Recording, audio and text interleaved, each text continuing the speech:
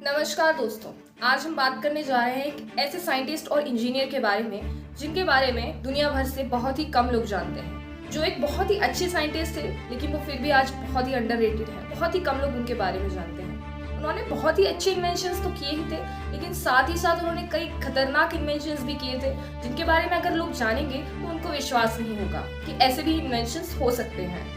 स्वागत है आपका मेरे यूट्यूब चैनल पर। वीडियो के अंत तक बने रहिए और वीडियो पसंद आए तो चैनल को लाइक, शेयर एंड सब्सक्राइब जरूर करिए। निकोला टेस्ला को आज दुनिया उनके इलेक्ट्रिसिटी इन्वेंशन से जानती है, लेकिन उन्होंने कई ऐसे डेंजरस इन्वेंशंस भी किए थे जिन पर यकीन कर पाना बहुत ही मुश्किल है।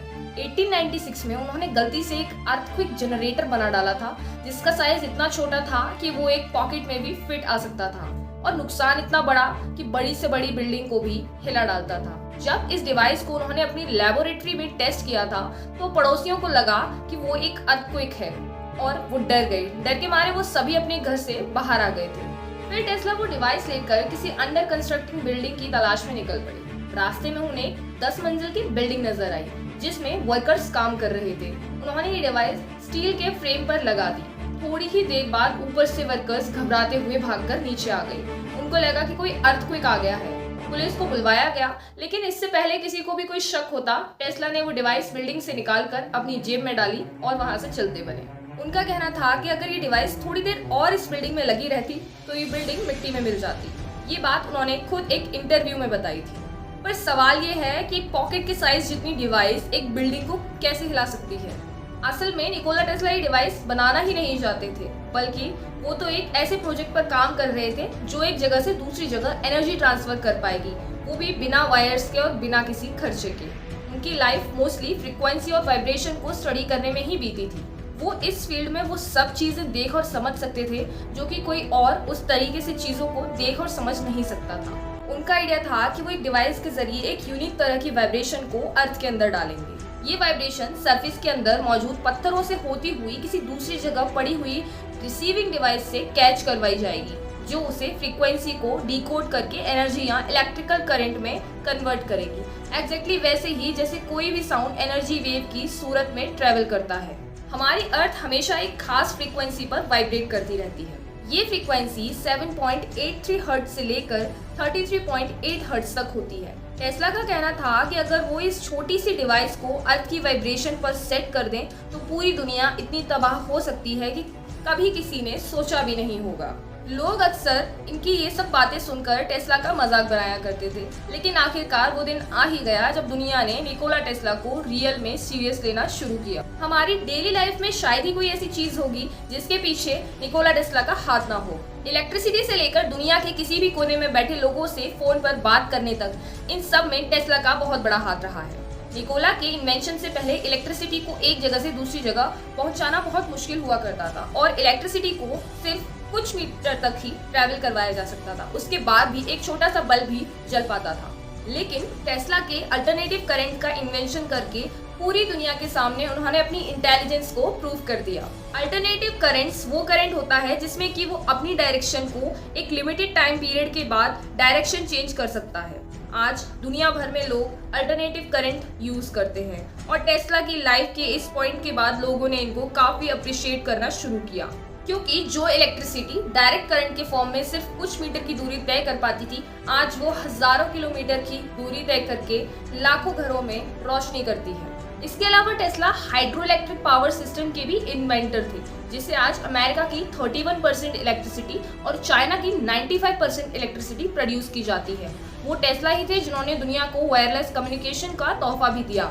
ये तो उनकी वो इन्वेंशंस थी जो आज दुनिया यूज कर रही है, लेकिन इसके अलावा भी उन्होंने अपनी पूरी लाइफ में 300 से ज्यादा इन्वेंशंस किए थे जिनको दुनिया के सामने आने से रोका गया।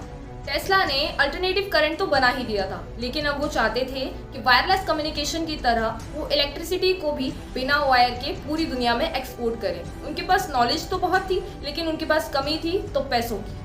वो अपना वायरलेस इलेक्ट्रिसिटी का आइडिया लेकर जेपी मॉर्गन के पास गए। जेपी मॉर्गन को उनका आइडिया काफी पसंद आया और उन्होंने टेस्ला को $1.5 लाख देने का फैसला किया। टेस्ला ने इलेक्ट्रिसिटी को वायरलेस ट्रांसमिशन के लिए न्यूयॉर्क में कई एक्सपेरिमेंट शुरू कर दिए थे। इस एक्सपेरिमेंट में एक टावर भी था जिसको देखकर आसपास के लोग काफी डर जाया करते थे और अक्सर कंप्लेंट्स भी किया करते थे। इसीलिए टेस्ला ने अपने एक्सपेरिमेंट्स कोलोराडो में शुरू किए और वहाँ एक नया 180 फीट लंबा टावर बनवाया, जिसमें जरूरत से ज्यादा पैसे लग गए। टेस्ला का मानना था कि वो इस टावर की हेल्प से पूरी दुनिया में वायरलेस इलेक्ट्रिसिटी को भेज सकते हैं, और वो भी अर्थ की नेचुरल वाइब्रेशंस का यूज करके। जेपी मॉर्गन, जिन्होंने टेस्ला के इस प्रोजेक्ट के लिए फंडिंग की थी, साथ ही वो इलेक्ट्रिक वायर्स और उसके इंसुलेशंस की बहुत बड़ी इन्वेस्टमेंट का हिस्सा थे। साथ ही कई कॉपर माइंस के पीछे भी जेपी मॉर्गन ही थे। उनको शायद मालूम पड़ चुका था कि टेस्ला अपने एक्सपेरिमेंट में शायद सक्सेसफुल हो गए हैं, और अगर ऐसा हुआ तो ये बात उनके इलेक्ट्रिक वायर्स के बिजनेस को ठप कर सकती है। इसीलिए उन्होंने टेस्ला को पैसे देने से मना किया, बल्कि दूसरे इन्वेस्टर्स को भी मना किया कि वो टेस्ला के प्रोजेक्ट में कोई भी इन्वेस्टमेंट ना करें। उसके बाद निकोला टेस्ला के पास कोई ऑप्शन नहीं बचा और कई सालों तक वो वायरलेस इलेक्ट्रिसिटी का सपना लेकर ही जीते रहे। और जब उनकी डेथ हुई तो अगले 10 सालों तक गवर्नमेंट ने उनकी प्रॉपर्टी पर कब्जा कर लिया था। उनका जितना भी रिसर्च वर्क था वो कई सालों तक सीक्रेट फाइल बना रहा, और उसके बाद भी कई लोगों का मानना है कि वायरलेस इलेक्ट्रिसिटी का फॉर्मूला पब्लिक नहीं किया गया। अब सवाल ये उठता है कि क्या निकोला टेस्ला को सच में कोई ऐसा फॉर्मूला मिल गया था? क्या सच में वो फ्री इलेक्ट्रिसिटी पर काम कर रहे थे? कई एक्सपर्ट्स का मानना है कि टेस्ला अर्थ के वाइब्रेशंस को अच्छी तरह समझ चुके थे, और शायद वो इसी वाइब्रेशन को यूज करके दुनिया में नई तरह की इलेक्ट्रिसिटी को इंट्रोड्यूस करवाना चाहते थे। वो कहते थे कि अगर आपको यूनिवर्स के सोर्सेज का पता लगाना है तो इसकी फ्रीक्वेंसी, वाइब्रेशन और एनर्जी के अंदाज में देखना शुरू कर दें। वो सच ही कहते थे, क्योंकि कई ऑर्गेनाइजेशंस ने उनकी डेथ के बाद फ्रीक्वेंसी और वाइब्रेशंस पर रिसर्च शुरू कर दी थी, और साइंटिस्ट इस बात से हैरान हो गए कि दुनिया की एक चीज अपनी अलग फ्रीक्वेंसी पर वाइब्रेट करती है। एक चीज की फ्रीक्वेंसी को समझकर दूसरी बड़ी चीज तक न सिर्फ एनर्जी ट्रांसफर की जा सकती है, इवन उसे कंट्रोल भी किया जा सकता है। एग्जाम्पल के तौर पर यहाँ पर दो फोक्स हैं जिनका आपस में कोई भी फिजिकल कनेक्शन नहीं है। इन दोनों की फ्रीक्वेंसी सेम है, यानी इनको एक बार टैप करने से 440 टाइम्स बार वाइब्रेट करते हैं। और हैरानी की बात तो ये है कि किसी एक फोक को भी टैप करने से दूसरा अपने आप वाइब्रेट करने लगता है। If I tap this fork, putting little pulses of energy into it, the second fork will also vibrate in sympathy. Tesla जिस वायरलेस एनर्जी की बात कर रहे थे वो शायद इसी फोक के एग्जाम्पल की तरह होगी। शायद उनको कोई सीक्रेट फ्रीक्वेंसी पता चल गई थी, लेकिन उन डॉक्यूमेंट्स को आज तक सामने नहीं लाया गया। इतिहास गवाह है कि पिछले 150 साल में जितनी भी वॉर हुई हैं वो मोस्टली ऑयल बेसिस पर हुई हैं, जैसे war of gulf, Kuwait oil fire, Iraq war और वर्ल्ड वॉर फर्स्ट और सेकंड में भी कई ऑपरेशंस ऐसे थे जिनमें खासकर ऑयल रिजर्वर्स को टारगेट किया गया था। इस फॉसिल फ्यूल की एनर्जी की वजह से इतनी सारी वॉर्स हुई। पर सोचने की बात यह है कि अगर हर कोई अर्थ की फ्रीक्वेंसी को यूज करके फ्री एनर्जी या फ्री इलेक्ट्रिसिटी को इन्वेंट कर लेता तो तेल की इस वर्ल्ड में डिमांड ही खत्म हो जाती। इन सब चीज़ों के अलावा भी टेस्ला ने कई सारे इन्वेंशंस किए थे जिनको उनकी डेथ के बाद या तो नामो निशान मिटा दिया गया या फिर उन पर बैन लगा दिया गया। जैसे डेथ रे बीम, ये न्यूक्लियर बॉम्ब की तरह एक मास डिस्ट्रक्शन वेपन था। 1934 में अपने एक इंटरव्यू में टेस्ला ने बताया कि वेपन हजारों मीटर दूर तक लाखों लोगों की जान ले सकता है। ये टेस्ला का न्यू वेपन था जो 50 मिलियन से ज्यादा वोल्ट्स पैदा कर सकता था।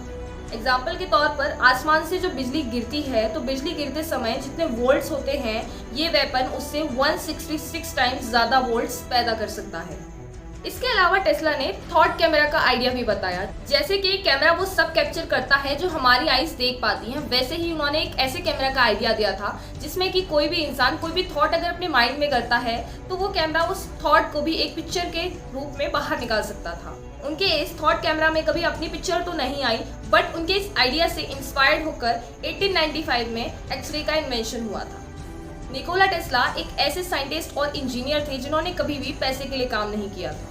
वो चाहते तो अपने इन्वेंशन से बहुत पैसा कमा सकते थे, दूसरों की तरह अपने पेटेंट्स को भी कैश करा सकते थे, लेकिन जब उनकी मौत हुई तो उनके पास इतने पैसे भी नहीं थे कि वो अपने होटल बिल को भी क्लियर करा सकें। उनकी मौत भी एक मिस्ट्री ही बनी हुई है। 7 जनवरी 1943 उनके होटल रूम से उनकी डेड बॉडी मिली थी। ऑफिशियल्स का कहना था कि ये एक नेचुरल डेथ है, बट एक बहुत बड़ी कम्युनिटी ऐसा कहती थी कि वो एक नेचुरल डेथ नहीं है बल्कि उनको मारा गया है। बट रियलिटी आज तक कोई नहीं जान पाया कि वो एक नेचुरल डेथ थी या फिर एक मर्डर। उनकी डेथ के बाद 10 साल तक गवर्नमेंट ने उनकी प्रॉपर्टी पर कब्जा करके रखा।